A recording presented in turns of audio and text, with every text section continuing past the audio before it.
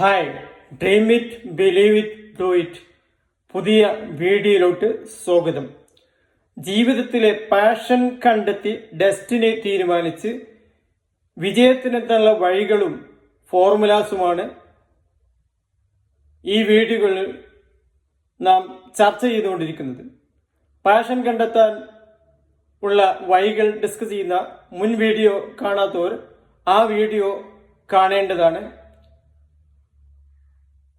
ഇന്ന് നമ്മൾ ഡിസ്കസ് ചെയ്യുന്ന ഒരു എക്സൈറ്റിംഗ് സ്റ്റോറിയാണ്.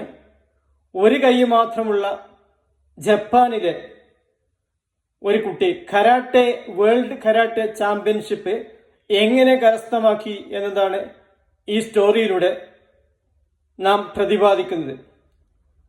ജപ്പാനിൽ വൃദ്ധ ദമ്പതികൾക്ക് വയസ്സ് കൂടുതലായിട്ടും സന്താനം പിറന്നിരുന്നില്ല. അങ്ങനെ വയസ്സാം കാലത്ത് അവർക്കൊരു കുഞ്ഞ് ജനിച്ചു. അത് ആൺകുഞ്ഞായിരുന്നു. കുഞ്ഞ് ജനിച്ചതിൽ വളരെ സന്തോഷത്തിലായിരുന്നു മാതാപിതാക്കൾ. പക്ഷെ കുഞ്ഞിന് തൻ്റെ വലത് കൈയില്ലായിരുന്നു. എങ്കിലും ഒരു ആൺകുട്ടി ലഭിച്ച സന്തോഷത്താൽ അവര് കാലങ്ങൾ നീക്കി. അങ്ങനെ കുട്ടിക്ക് പ്രായമായി. സാധാരണ വിദ്യാലയത്തിൽ പോകേണ്ട സന്ദർഭം വന്നു. ജപ്പാനിലെ പതിവനുസരിച്ച് അവിടുത്തെ വിദ്യാർത്ഥികൾ ആദ്യമായി ഒരു ആയോധന കലയുള്ള വിദ്യാലയത്തിലാണ് അഡ്മിഷൻ നേടാറ്.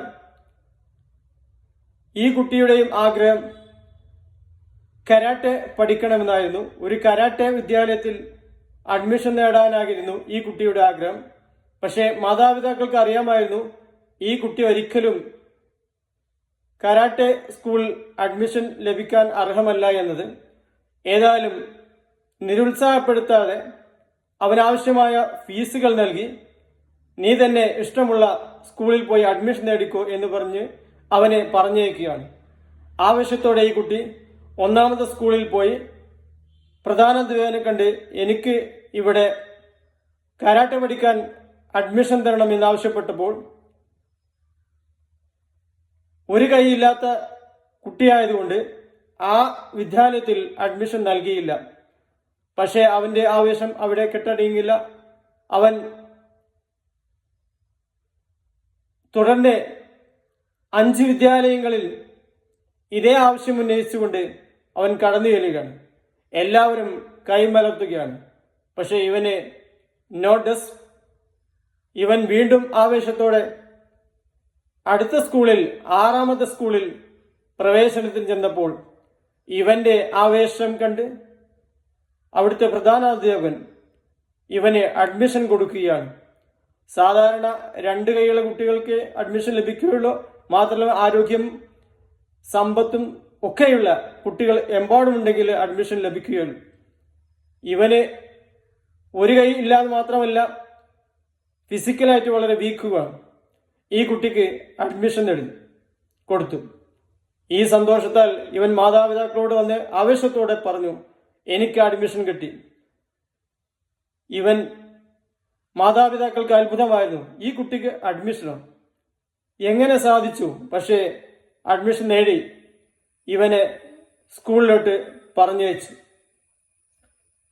അവിടുത്തെ വിദ്യാർത്ഥികൾ ആരോഗ്യമുള്ള വളരെ സമ്പത്തുള്ള വീട്ടിലെ കുട്ടികളായിരുന്നു.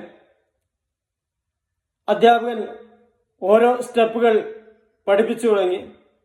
എല്ലാ സ്റ്റെപ്പുകളും വളരെ ആവേശത്തോടെ ഇവൻ പഠിച്ചെടുത്തു. ഇവന്റെ സീനിയേഴ്സിന് മുൻകടക്കുന്ന രീതിയിലുള്ള പ്രാഗൽഭ്യം ഇവൻ ഓരോ സ്റ്റെപ്പിലും നേടിയെടുത്തു. ഇത് മറ്റു കുട്ടികൾ അവന് അസൂയ ഉണ്ടാക്കി. ആ ജപ്പാനിലെ വേൾഡ് കരാട്ടെ ചാമ്പ്യൻഷിപ്പിലോട്ട് ഓരോ സ്കൂളിൽ നിന്നും ഓരോ വിദ്യാർത്ഥികളെ സെലക്ട് ചെയ്ത് പറഞ്ഞയക്കാവുന്നതാണ്. പക്ഷെ ആ വേൾഡ് ചാമ്പ്യൻഷിപ്പിന്റെ സ്വഭാവം വെച്ച് നോക്കുമ്പോൾ അതിൽ വിജയിച്ച ആളുകളെ പരാജയപ്പെട്ട ആളുകളെ ഈ കല ഉപയോഗിച്ച് കൊല ചെയ്യുന്ന ഒരു അവസ്ഥയാണ് ഉണ്ടായിരുന്നത്. അല്ലെങ്കിൽ എതിരാളികളുടെ കൈയാൽ പരാജിതൻ മരിക്കുന്ന ഒരു സന്ദർഭമാണ് മുൻ ചരിത്രം പരിശോധിച്ചാൽ കാണുന്നത്. ഏതായാലും ഈ സ്കൂളിൽ നിന്ന് ഏത് കുട്ടിയെ സെലക്ട് ചെയ്യുമെന്ന് അധ്യാപകൻ ചിന്തിച്ചു. അധ്യാപകന് ഒട്ടും ചിന്തിക്കേണ്ടി വന്നില്ല ഈ കുട്ടിയെ സെലക്ട് ചെയ്യാൻ.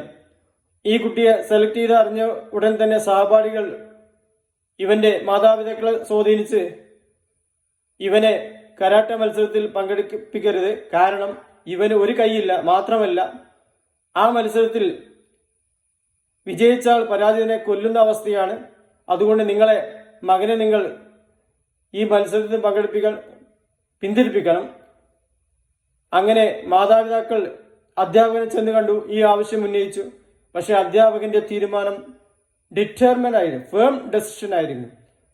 അധ്യാപകൻ തന്റെ തീരുമാനത്തിൽ മാറാൻ ഒരിക്കലും സാധ്യമല്ല എന്നറിയിച്ചു. അങ്ങനെ ഈ കുട്ടിയെ തന്നെ 1ാം റൗണ്ട് മത്സരത്തിൽ പങ്കെടുപ്പിച്ചു. എല്ലാവരെയും അത്ഭുതപ്പെടുത്തിക്കൊണ്ട് ആ റൗണ്ടിൽ ഈ കുട്ടി വിജയം കൈവരിച്ചു. അങ്ങനെ 2nd റൗണ്ടിലോട്ട് പ്രവേശിച്ചു. 2nd റൗണ്ടിലും ഈ കുട്ടി തന്നെയാണ് വിജയിച്ചത്. അങ്ങനെ ഫൈനൽ റൗണ്ട് വരാൻ പോവുകയാണ്. ഫൈനൽ റൗണ്ട് വരുന്ന അവസരത്തിൽ ഈ കുട്ടികൾ സഹപാഠികൾ വീണ്ടും മാതാപിതാക്കളെ സ്വാധീനിച്ച് പറഞ്ഞു, ഈ കുട്ടിയെ പങ്കെടുപ്പിക്കേണ്ട, കാരണം കുട്ടി ഒരു കൈയില്ല, ഇവൻ പരാജയപ്പെട്ട എതിരാളിയുടെ കൈകൾ വധിക്കപ്പെടും, നിങ്ങൾക്ക് ഒരേ ഒരു മകൻ മാത്രമേ ഉള്ളൂ എന്ന് അസൂയ കൊണ്ട് സഹപാഠികൾ മാതാപിതാക്കളെ സ്വാധീനിച്ചു. മാതാപിതാക്കൾ അധ്യാപകന്റെ കാല് പിടിച്ചു പറഞ്ഞു, സാർ, ഞങ്ങളുടെ മകനെ നിങ്ങളെ പങ്കെടുപ്പിക്കരുത്, ഞങ്ങൾക്ക് ഏക മകനാണ്, ഇവൻ തന്നെ ഒരു കൈയില്ല, പിന്നെ പരാജിതർ വിജയികളുടെ കയ്യിൽ വധിക്കപ്പെടുന്ന അവസ്ഥയാണ്, ഞങ്ങൾക്ക് ഒരു മകൻ കൂടി നഷ്ടപ്പെടുകയാണ് എന്ന് പറഞ്ഞപ്പോൾ, പക്ഷെ അധ്യാപകന്റെ ഉറച്ച തീരുമാനമായിരുന്നു ഈ കുട്ടിയെ തന്നെ പങ്കെടുപ്പിക്കുന്നു. അങ്ങനെ ഫൈനൽ റൗണ്ടിലോട്ട് ഈ കുട്ടിയെ കൊണ്ടുപോയി എല്ലാവരെയും അത്ഭുതപ്പെടുത്തിക്കൊണ്ട് ഈ കുട്ടിയാണ് ആ ചാമ്പ്യൻഷിപ്പ് കരസ്ഥമാക്കിയത്. ഇതിനുശേഷം ഈ കുട്ടിയോട് തന്നെ വിജയിക്കാൻ സ്വാധീനിച്ച ഘടകങ്ങൾ എന്താണെന്ന് ചോദിച്ചപ്പോൾ, എൻ്റെ അധ്യാപകന്റെ ഉറച്ച തീരുമാനവും എൻ്റെ കത്തിജ്വലിക്കുന്ന ആവേശവും എനിക്ക് ഒരു കൈയില്ല എന്നത് ഒരു പോസിറ്റീവാണ്. എതിരാളികൾ ഏത് അടവ് ഉപയോഗിക്കണം എന്ന് തീരുമാനിക്കുമ്പോൾ എനിക്ക് ഒറ്റ അടവ് മാത്രമേ അറിയുകയുള്ളൂ, അതും ഇടത് കൈകൊണ്ട്. ഇതാണ് എൻ്റെ വിജയത്തിൻ്റെ ഘടകമെന്ന് പറഞ്ഞു. നാം മനസ്സിലാക്കേണ്ടത് ബേണിംഗ് ഡിസയറും ഫേം ഡിറ്റർമിനേഷനും ഡെഡിക്കേഷനും ഉണ്ടെങ്കിൽ പിന്നെ മറ്റുള്ളവരുടെ പ്രോത്സാഹനം കൂടി ഉണ്ടെങ്കിൽ നമുക്ക് ജീവിതത്തിൽ ഏതുവരെയും എത്താം എന്നാണ് ഈ സ്റ്റോറി നമ്മളെ ബോധ്യപ്പെടുത്തുന്നത്. ഇത്തരം വിജയിക്കാനുള്ള tips, attitude, character and stories ലഭ്യമാക്കാൻ ഈ ചാനൽ സബ്സ്ക്രൈബ് ചെയ്യുക. നമുക്ക് അടുത്ത് തന്നെ പുതിയൊരു വീഡിയോയിൽ വരാം. Thanks all.